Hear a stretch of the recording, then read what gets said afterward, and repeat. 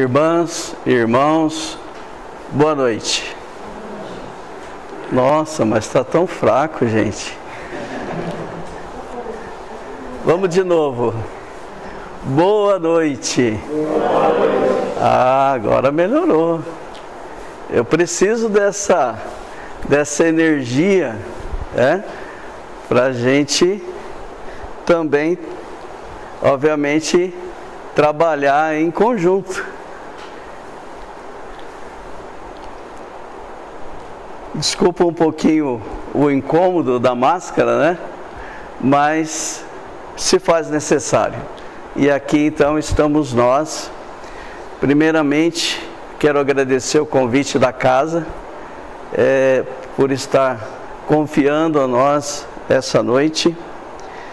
Na verdade, eu não me considero um palestrante. Então nós viemos aqui para bater um papo, para conversar um pouquinho sobre a questão da doutrina espírita em nossas vidas.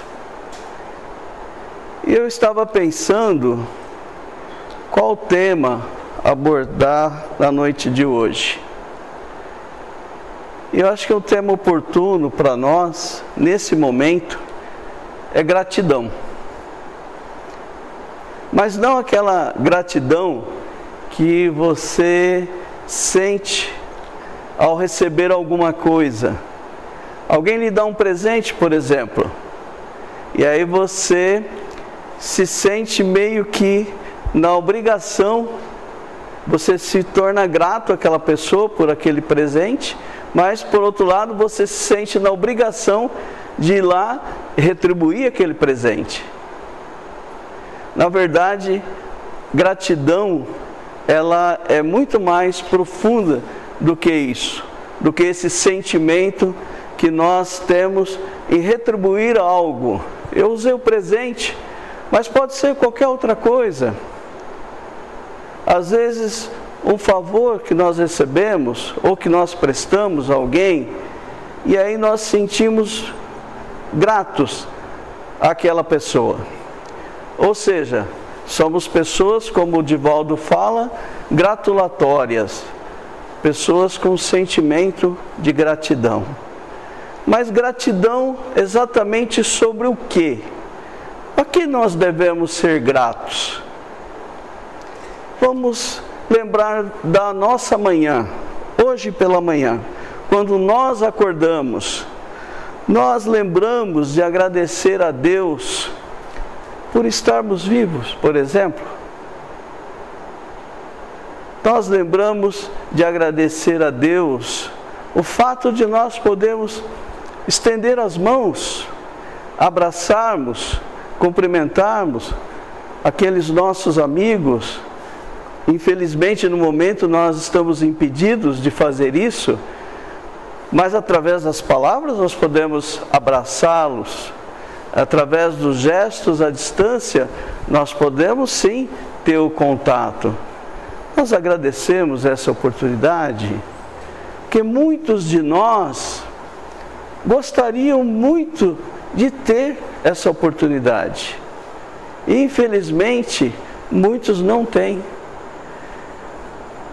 Outro fato muito simples no nosso dia a dia, por exemplo, agradecemos a Deus o fato de nós caminharmos. Quantos de nós agradecemos a Deus o fato de estarmos caminhando, nos deslocando daqui para acolá, de uma forma onde não dependemos de nenhum instrumento, nenhuma muleta, nenhuma bengala, ou até mesmo uma cadeira de rodas. Nós esquecemos de agradecer. Esquecemos de agradecer, às vezes, a esposa que colocou o café da manhã em nossa mesa, que fez o almoço, que nos serviu, o filho que chega, que muitas das vezes conversamos. Então, meus irmãos, muitas das vezes nós pensamos ser gratos, pensamos em coisas grandes, coisas que materiais, mas nós precisamos começar a olhar para as pequenas coisas da vida, para as coisas simples do nosso dia a dia. Eu vejo que, fazendo uma ligação com essa pandemia que está acontecendo a nível mundial, de certa forma, é um chamamento para que nós possamos reavaliar a nossa postura aqui na face da terra. Porque nós estamos muito envolvidos com a parte material. Nós estamos dando muita atenção. Nós, quando eu me refiro, eu sou o primeiro da lista. Dizem que quando você fala, o primeiro ouvido é o que está mais próximo, é o nosso. Nós estamos valorizando demais as coisas materiais. E esse vírus veio para nos dar um chacoalhão. Para, olha, você está muito focado nas coisas materiais. Nós precisamos pensar mais nas coisas espirituais. O que nós estamos construindo para o nosso retorno ao plano espiritual. O que nós estamos fazendo no nosso dia a dia. Então essa é o grande ponto de interrogação.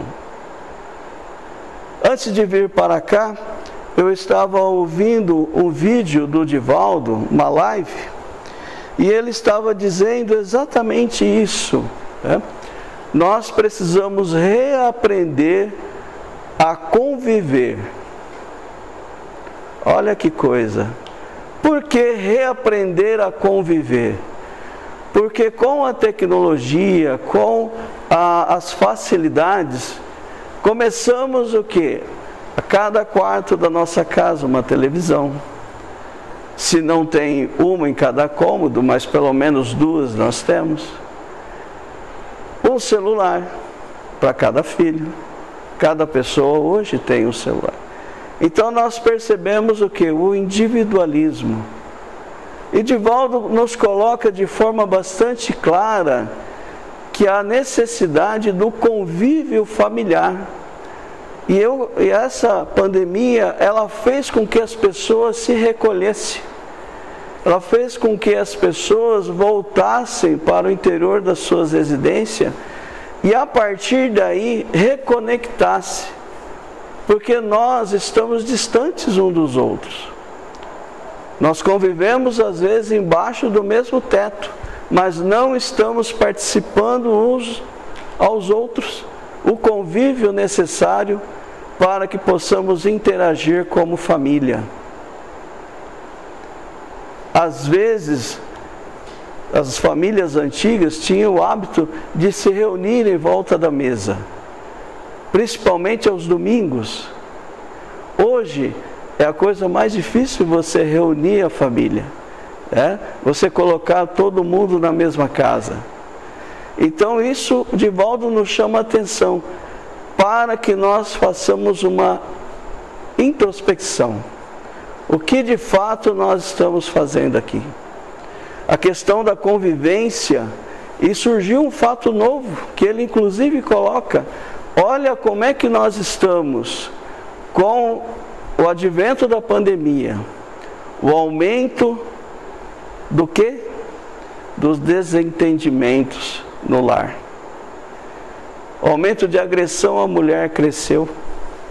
O aumento de brigas dentro do lar cresceu. Isso mostra o quanto nós estamos dispersos. E são valores que nós precisamos reconquistar.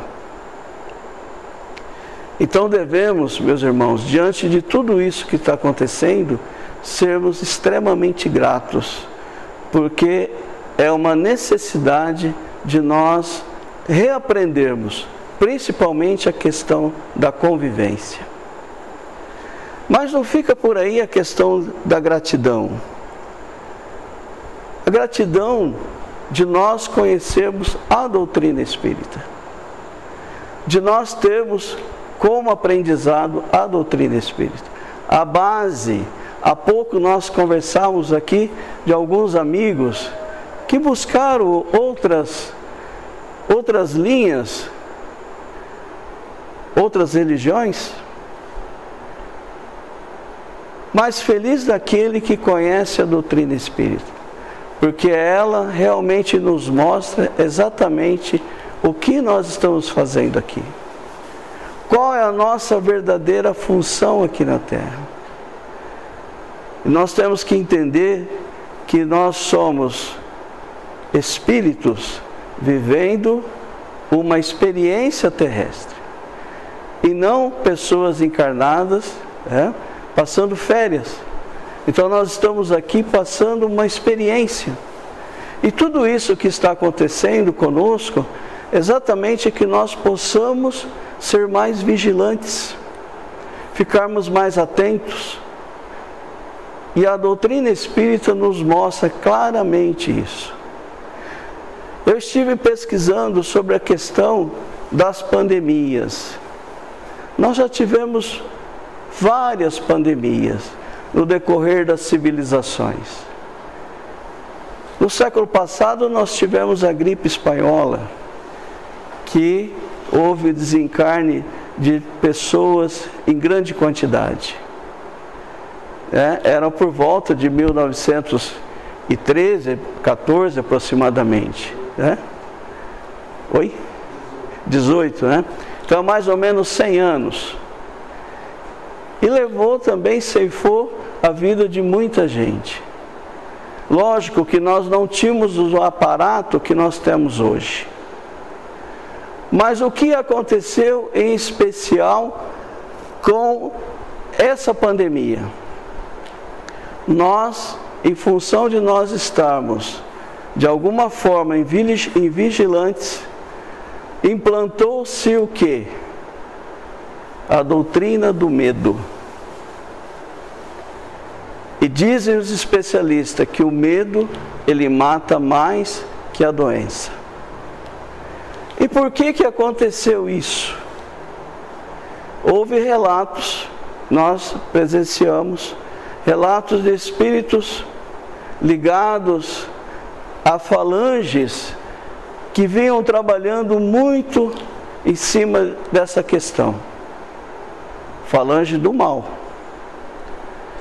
Espíritos esses que primeiro trabalharam a imprensa, depois disseminaram junto ao quê? Aos agentes da saúde. E dessa forma disseminou a doutrina do medo. O vírus existe? Existe. Temos que tomar cuidado? Temos que tomar cuidado, sim. Por isso que nós estamos inclusive aqui na condição, com as nossas precauções. Mas o que nós não esperávamos, principalmente nós espíritas, é que nós somos acometidos também pela doutrina do medo. Isso em função da nossa invigilância. Nossa, que eu digo, todas as pessoas. Em função que nós precisamos estar mais atentos. Nós precisamos estar mais seguros daquilo que nós realmente buscamos. E a doutrina espírita nos dá essa base. A doutrina espírita nos mostra. E existe uma frase célebre que Jesus nos deixou: vigiai e orai. Orai e vigiai. Nós precisamos estar atentos a esses acontecimentos, para não sermos surpreendidos. O plano espiritual, ele está trabalhando ao nosso lado, para que nós possamos ter força, ter equilíbrio, para superarmos esses embates. As coisas não serão mais as mesmas. Nós passaremos por várias transformações. O mundo está mudando. E nós precisamos estar preparados para isso. Então precisamos agradecer, sermos gratos por estarmos aqui nessa condição de aprendizes, onde nós possamos certamente usufruir dos ensinamentos que o Cristo nos deixou. Usufruir do Evangelho, onde nós aprendemos a ter equilíbrio diante das situações. Muitas das vezes nós nos pegamos, sim, em dúvidas. Nós nos pegamos, às vezes, em situação de incredulidade. Mas aí, como Cristo nos disse, se tivesses fé do tamanho de um grão de mostarda, diga essa montanha, mude-se, e ela mudará. Que montanha é essa? A montanha das nossas dificuldades, dos nossos problemas pessoais, do nosso dia a dia. Não é uma montanha, evidentemente, de terra, e sim essa montanha interior que existe dentro de nós. O orgulho, a vaidade, essas montanhas sim que nós precisamos realmente tirar desse lugar e transportar para o outro. Então que tenhamos fé, meus irmãos, que tenhamos fé diante das adversidades, que possamos sim vencê-las. Certa vez, conforme nos narra Haroldo Dutra, existia numa ilha distante uma comunidade. Essa comunidade criou-se ali um torneio onde se elegeria o homem mais forte. Então se apresentaram vários homens para fazer aquele torneio. E restaram apenas 3 no final, onde esses 3 homens foram fazer uma demonstração de força. O primeiro deles, diante dos anciões ali daquela ilha, daquela comunidade, o primeiro deles foi e arrancou uma árvore. O segundo, então, para demonstrar a sua força, foi lá e arrancou 2 árvores. E o terceiro, para apresentar então a sua força, a sua capacidade, foi e arrancou 3 árvores. E aí eles se posicionaram e perguntaram àqueles anciões: mestre, quem é o homem mais forte dessa ilha? E aí um dos anciões se levantou-se, foi até aquela árvore que havia sido arrancada, quebrou um galho, e depois quebrou mais uma vez, se postou diante daqueles 3 homens e disse: aquele que tiver a capacidade de unir esse galho e fazê-lo voltar à vida, esse será o homem mais forte. Então a moral da história, meus irmãos, não é a nossa força bruta que nos vai conduzir ao ponto mais alto, e sim a nossa capacidade de superarmos as nossas dificuldades. E quais são essas dificuldades que nós lutamos? Está dentro de nós. O Cristo nos disse: abri a vossa porta do seu coração. Mas qual é a porta desse coração? Ela tem um segredo. Ela só abre de dentro para fora. Então o primeiro fato importante em nossas vidas é o amor. Aprendermos a amar indistintamente. Por que Divaldo nos chama a atenção para que possamos novamente reunirmos, principalmente no seio familiar? Exatamente para aplicarmos o amor. O amor àqueles que estão à nossa volta. Resgatarmos o equilíbrio dentro da nossa casa, dentro do seio familiar. Aprendemos dentro da doutrina espírita quem é o nosso próximo.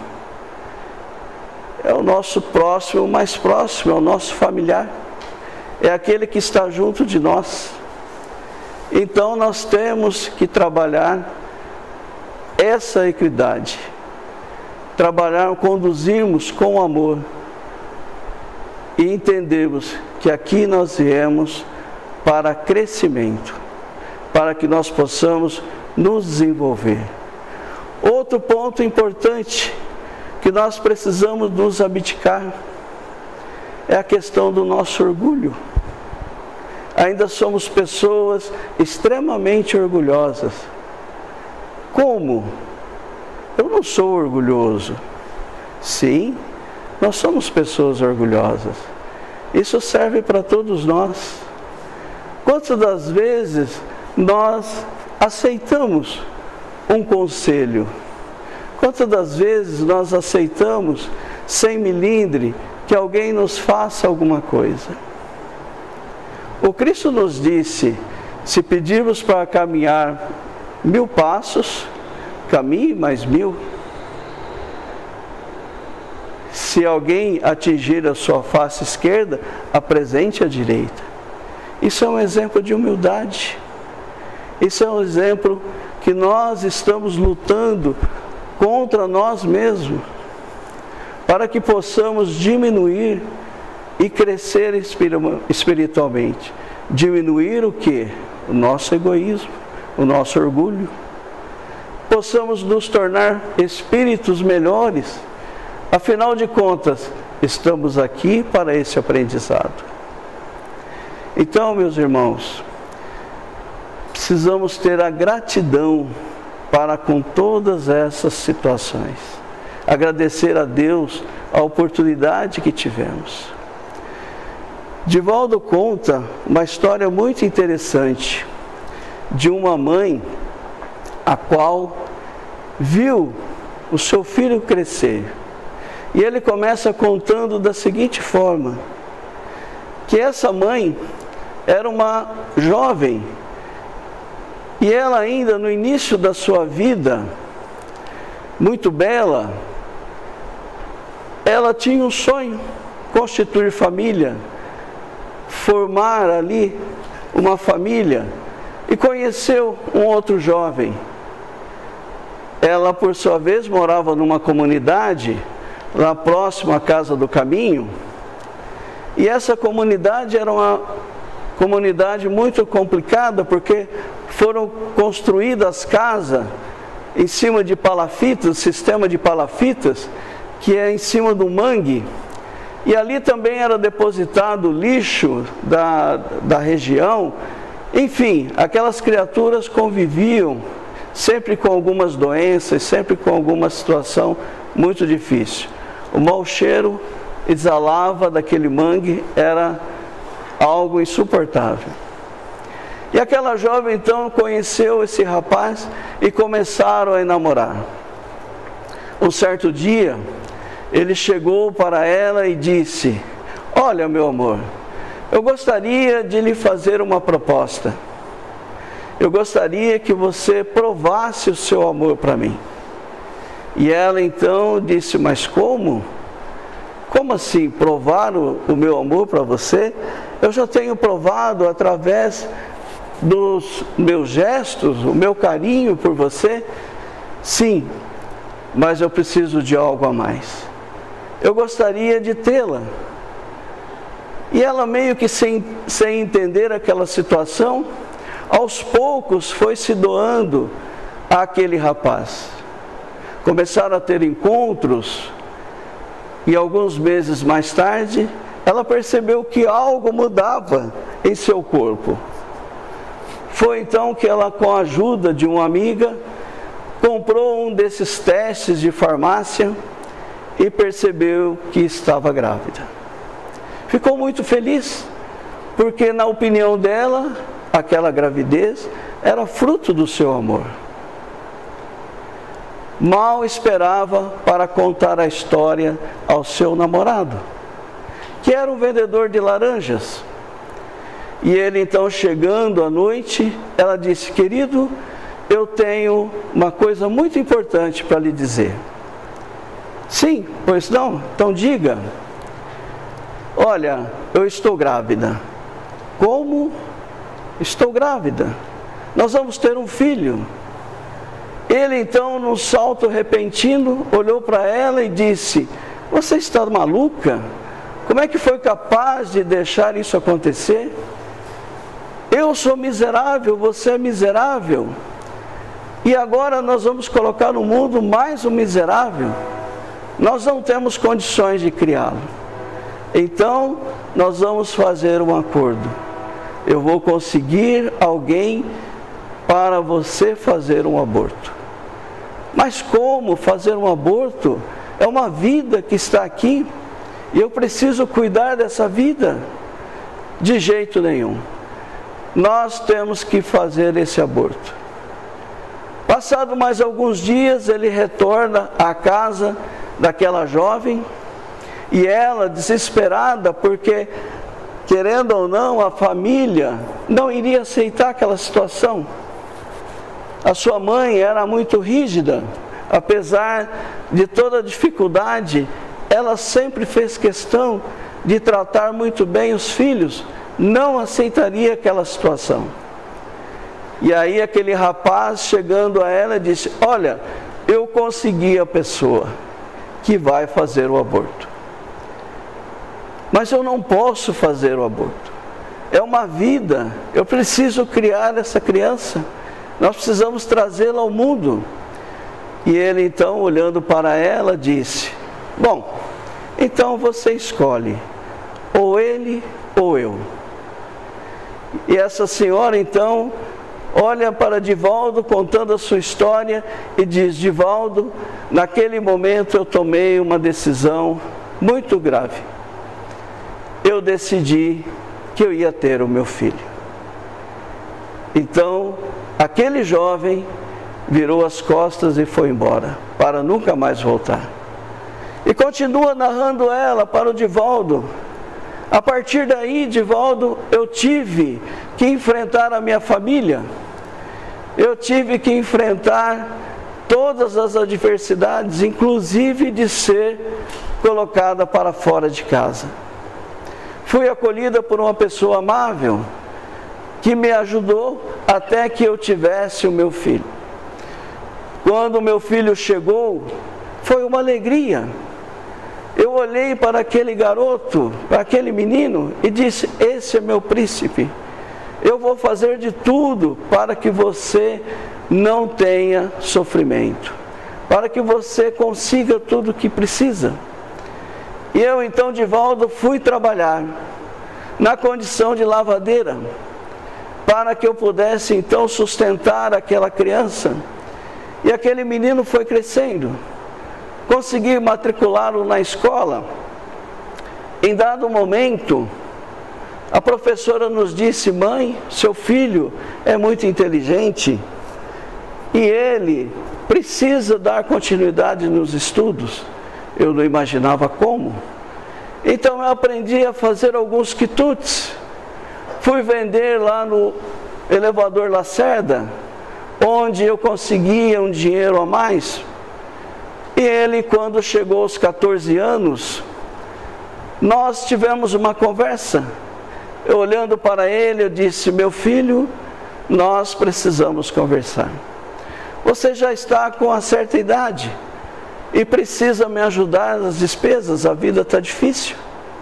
Ele então olhou para mim e disse: mamãe, você vai tirar o maior sonho da minha vida. Eu então olhei para ele e disse: e qual é o seu sonho, meu filho? Ah, mamãe, o meu sonho é ser médico. Meu sonho é salvar vidas. Então, no impulso de mãe, eu olhei para ele e disse: meu filho, você será médico. E fui trabalhar ainda muito mais. Passava às vezes noites sem dormir. E aquele meu filho então prestou vestibular na Faculdade Federal de Medicina. Foi um dos melhores colocados, conseguiu uma bolsa. E ele então realizava o seu grande sonho. Toda vez que ele vinha da escola, da faculdade, nós conversávamos, fazíamos planos. E eu então via o sonho realizado.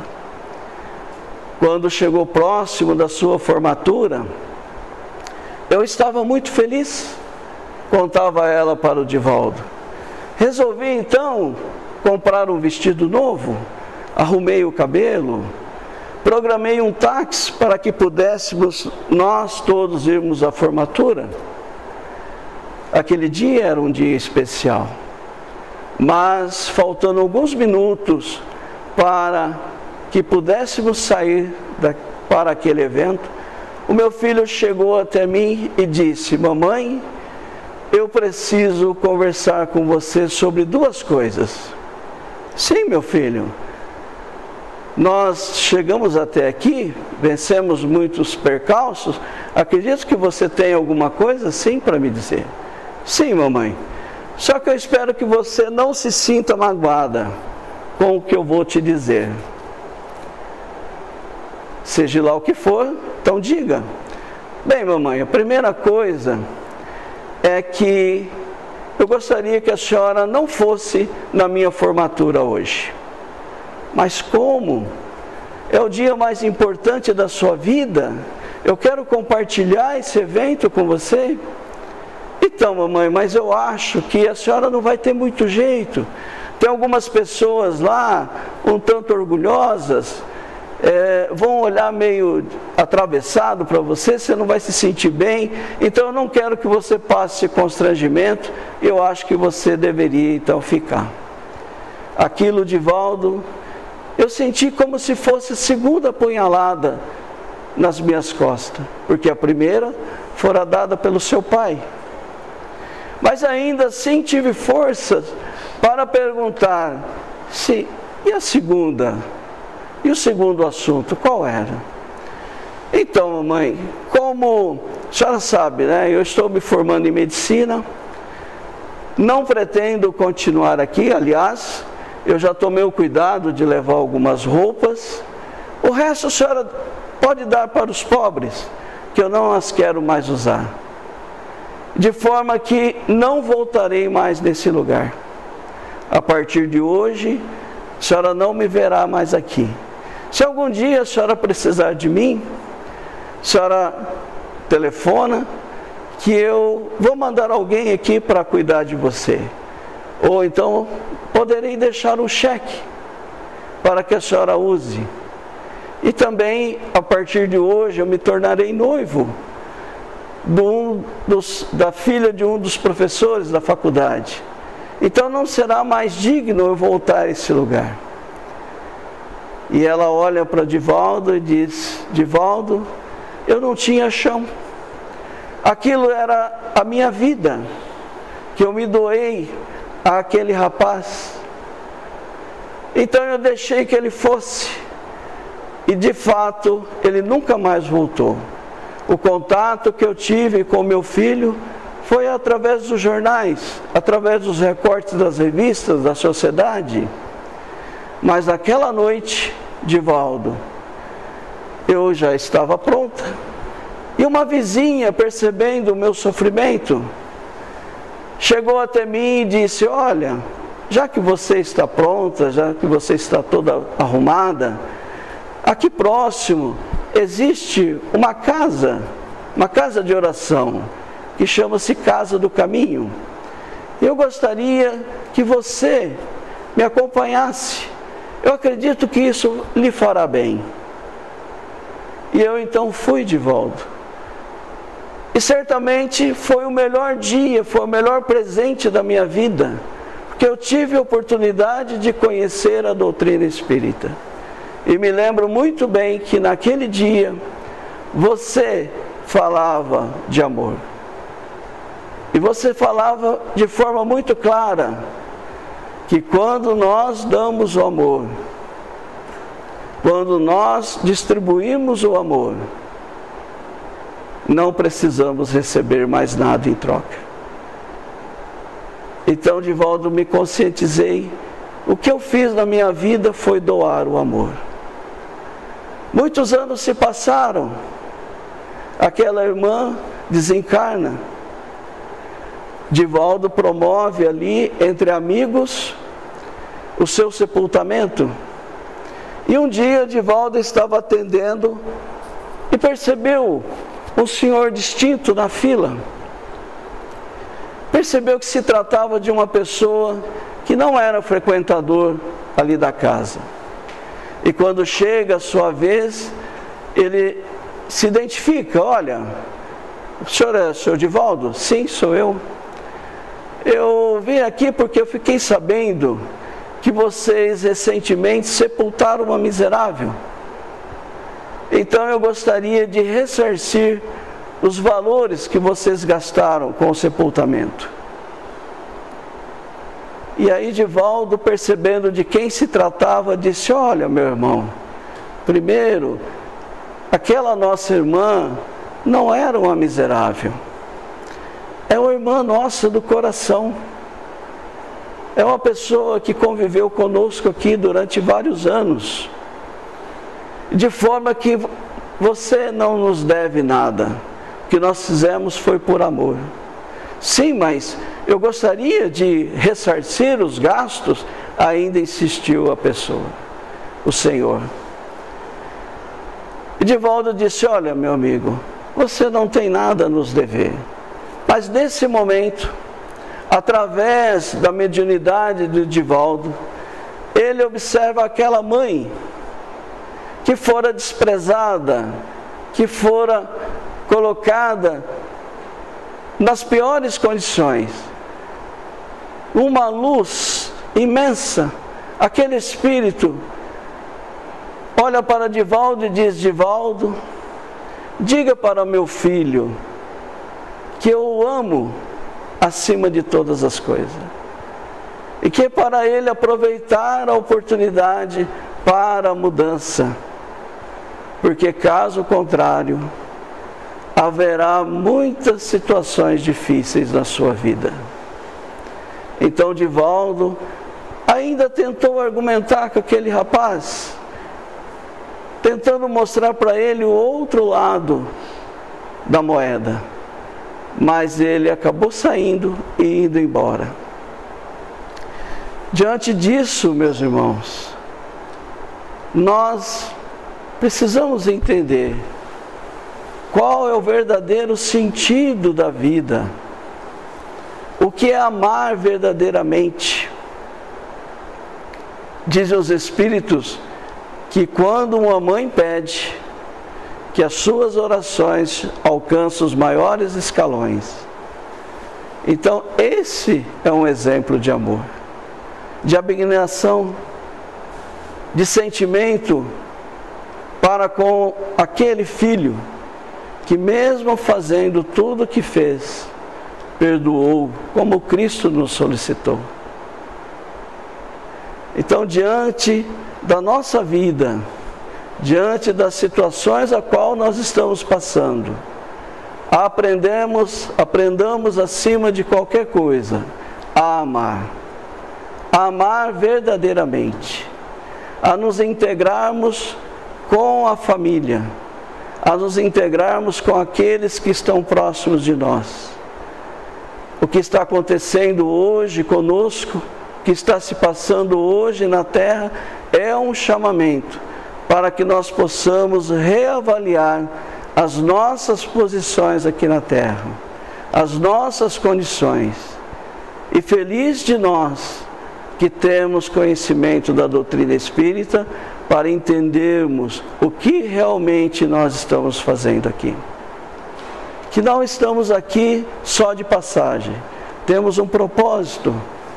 E nós precisamos, sim, trabalhar a nossa fé, acreditarmos que estamos aqui vencendo as nossas provas, as nossas dificuldades, que possamos superar esse estigma, o medo que foi implantado em nossas mentes, através de uma onda negativa, onde infelizmente nos deixamos levar por muitos irmãos que querem a nossa queda. Que sejamos fortes, que acreditemos, que acima de tudo oremos, porque a oração é o melhor remédio, é o melhor antídoto para os momentos de dificuldade. Que Deus nos abençoe e nos ampare sempre. Muita paz. Muito obrigado.